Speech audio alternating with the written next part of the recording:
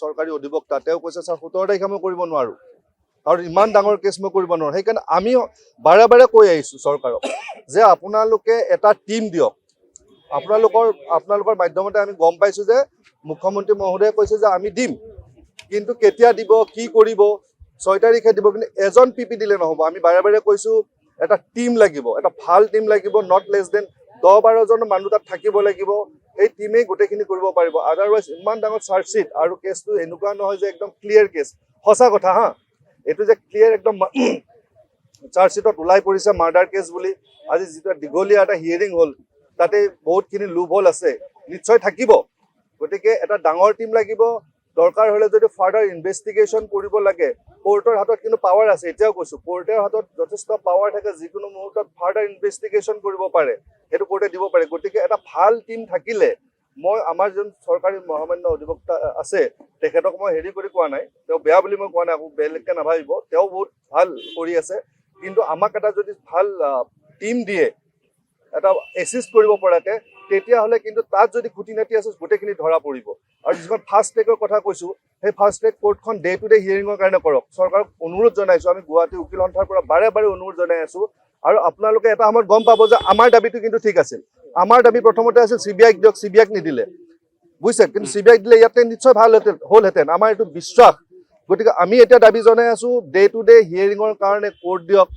ভাল এটা টিম দিয়ক তেতিয়াহে জুবিন দাই কিন্তু ন্যায় পাব তেতিয়া অসমবাসীয়ে ন্যায় পাব নহ'লে কিন্তু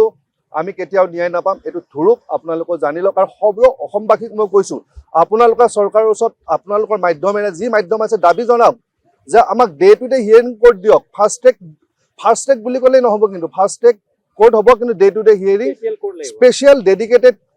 এটা লাগিব কাৰণ আজি এতিয়া এটা প্ৰেক্টিকেল মই যিখিনি কথা আপোনালোকক কৈ আছো প্ৰেক্টিকেল কথা কৈ আছো আজি যেতিয়া অমৃত প্ৰভাত ডাঙৰীয়ানীৰ যেতিয়া বেইল পিটিশ্যন বা গোটেই চাৰ্জ ফ্ৰেমৰ কাৰণে হিয়াৰিং হৈ আছিল কোৰ্টে মাজত ইণ্টাৰভিউ কৰিবলগা হৈছে যে অলপ শ্বৰ্ট কৰক কাৰণ এখন কোৰ্টত আৰু বেলেগ কাম আছে এই ডিষ্ট্ৰিক্ট জাজ যিজন আছে সেইখন কোৰ্টত বহুত কেছ থাকে ডেইলি 70-80টা কেছ থাকে গতিকে এটা কেছত এইটোকে যদি ভালকে শুনিব লাগে যদি ভালকে কৰিব লাগে এখন ডেডিকেটেড কোৰ্ট থাকিলেহে পাৰিব কিন্তু এইবিলাক প্ৰেক্টিকেল কথাৰ কাৰণে আমি চৰকাৰক বাৰে বাৰে অনুৰোধ জনাই আছো আহ্বান জনাই আছো দাবী জনাই আছো যে আপোনালোকে এখন ডেডিকেটেড কোৰ্ট আমাক দিয়ক য'ত জুবিন দাৰ কেছটো ডে টু ডে হিয়াৰিং হ'ব আমাক 8-10 জনীয়া এটা পিপিৰ দল দিয়ক কেৱল মাত্ৰ এজন দুজন দি পেলাই বহি নাথাকিব এজন দুজন দি একো কৰিব নোৱাৰে এই যিখিনি কোৰ্টৰ ভিতৰত হৈছে যিখিনি প্ৰেক্টিকেল কথা সেইখিনি আপোনালোকক মই ক'লো আৰু চাগে বেলেগ নাই নেকি নহয় চব এতিয়া হৈ আছে আপোনাৰ অমৃত প্ৰভাৰে হৈ আছে গতিকে তেওঁ লোভলখিনিয়ে ক'ব এতিয়া সেই প্ৰত্যুত্তৰ কোনে দিব প্ৰচিকিউশ্যনৰ এডভোকেটে দিব গতিকে প্ৰচিকিউশ্যনৰ এডভোকেটে দিবৰ কাৰণে তেওঁ সিমানখিনি এটা ভাল টিম লাগিব ন প্ৰতিটো কথাৰ উত্তৰ দিবৰ কাৰণে আজি ভূঞা ডাঙৰীয়াই কিয় পাৰিছে তেওঁৰ এটা টিম আছে তেওঁ বস্তু পঢ়িছে প্ৰতিটো পেজ উলিয়াই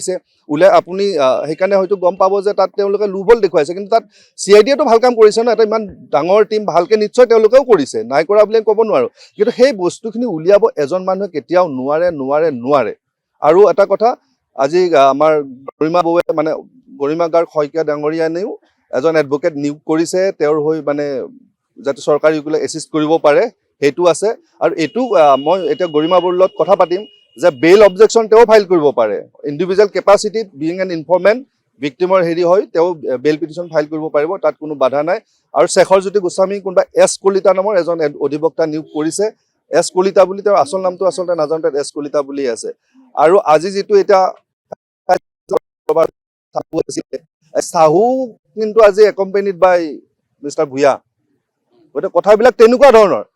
যদি আপোনালোকৰ কিবা হেৰি আছে ডাইৰেক্ট আহক কৰক ফেচ কৰক